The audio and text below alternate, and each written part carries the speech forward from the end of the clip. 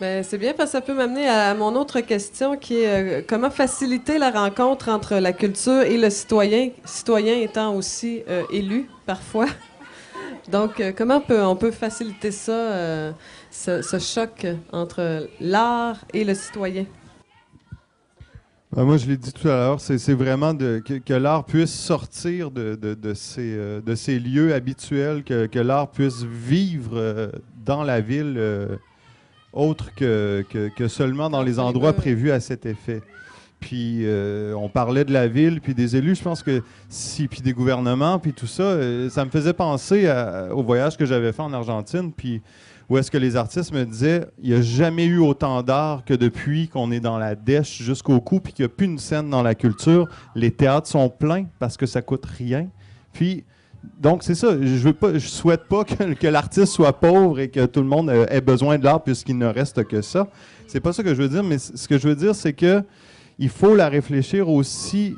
Il faut des subventions en culture, il faut des lieux à la culture, mais il faut aussi que la culture puisse être vue plus large que ça, qu'elle puisse envahir d'autres sphères que ça, et que la ville, par exemple, ne soit pas un frein à l'expression artistique qui n'est pas encadrée à l'intérieur d'un... Entre des murs. Tu sais, c'est pas les initiatives qui manquent dans le domaine culturel qu'on pourrait imiter. Moi, je suis toujours concernée. Ben, juste un exemple, ça sera pas long. Là. Tout ce que l'Auto-Québec, vous me direz qu'ils ont beaucoup d'argent, là, je suis d'accord, là. Mais ce qu'ils font pour l'univers des artistes dans le domaine visuel, là, particulièrement la peinture et la sculpture, j'ai de la difficulté à comprendre pourquoi c'est pas assimilé puis c'est pas imité par d'autres environnements. Parce que ça pourrait se faire de façon régionale. Les banques peuvent être là. Et on manque pas de bureaux à Rimouski, on manque pas de bureaux à Trois-Rivières, à Rivière-du-Loup, n'importe où, pour faire ces initiatives-là. Et ça serait excellent ça ne demande pas nécessairement beaucoup d'argent, ça demande des artistes qui sont prêts à prêter leurs œuvres pour être diffusées. Puis c'est un bon moyen d'approcher le monsieur et madame tout le monde.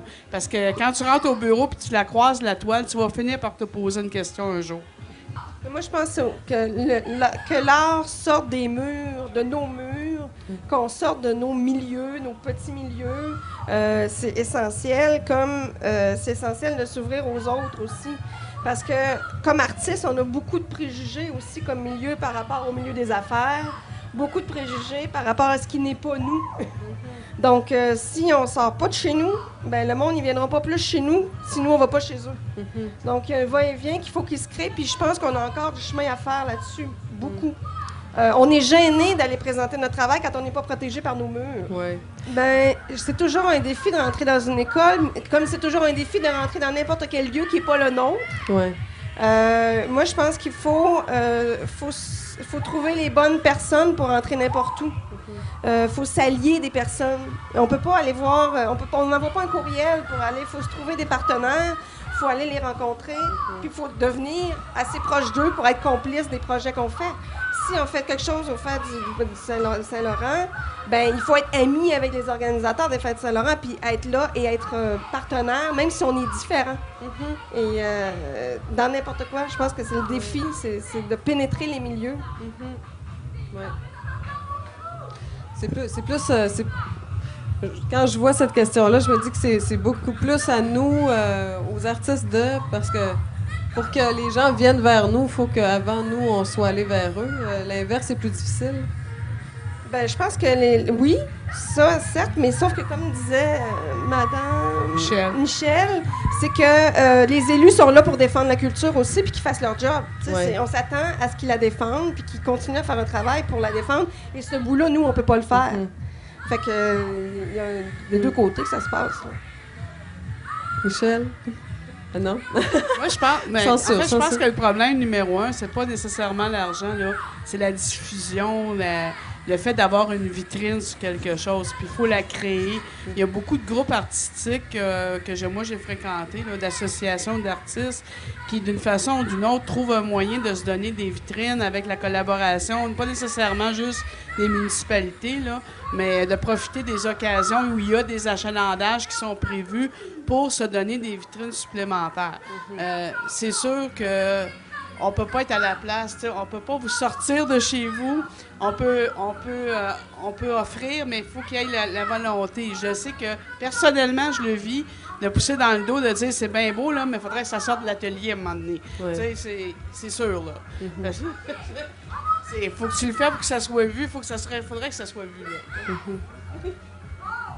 En fait, c'est une préoccupation du Paradis de se relocaliser au centre-ville parce que c'est pas facile d'être en plein milieu d'un quartier résidentiel, d'attirer les gens jusqu'à nous. Là. Donc, de profiter du déambulatoire, je pense que c'est une bonne manière. Là. Oui. En fait, c'est un lieu de diffusion cinématographique aussi. Et puis, ça manque un petit peu, hein, parce qu'ici, on n'a que des films à grande affiche, tout ça. On a le cinéma Lido, je ne vais pas faire de publicité, mais quand même. Sinon, on a un cinéma parallèle. Et je trouve que c'est... Excusez-moi l'expression, c'est un beau tiers exclu par à l'œil. C'est un beau tiers exclu par à l'œil. C'est un autre cinéma qu'on Tiers offre. Tiers exclu. C'est plusieurs films documentaires, mais c'est une plus grande variété. Il y a du film de répertoire aussi. C'est ça, tu sais. On se contente pas aussi que des affiches qui sortent, justement, le film du mois, tout ça, bon, on va puiser un petit peu dans ce qui existe déjà comme répertoire. Moi, je pense que le cinéma par à l'œil, quand il va être au centre-ville, il va y avoir du monde qui vont oser y aller, qui n'ose pas y aller dans le vieux lieu. Il va y avoir une meilleure diffusion, je crois, c'est ça, puis les gens s'ennuient de leur ancien audito, peut-être? Je sais pas. Puis en plus, la relocalisation va permettre une salle qui va être utilisée par d'autres, je pense au Carrousel, où il va y avoir des films. Parallèle le fait déjà en diffusant des films plus accessibles, avec des films un peu plus pointus. Il y a un échange dans les programmations, mais avec le Carrousel qui pourrait utiliser la salle pour les films plus jeunesse.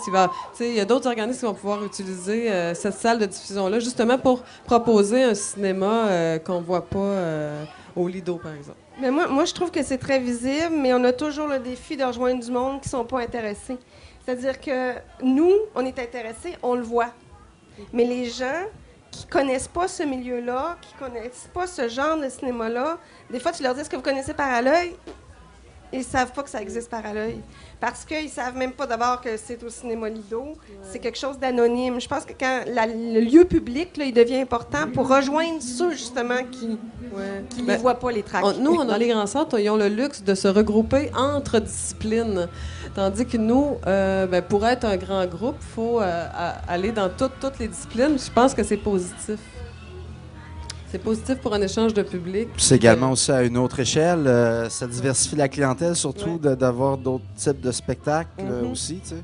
Puis, et à Montréal, ils ont le nombre. Et, ici, c'est ça. C'est une autre échelle. À notre échelle.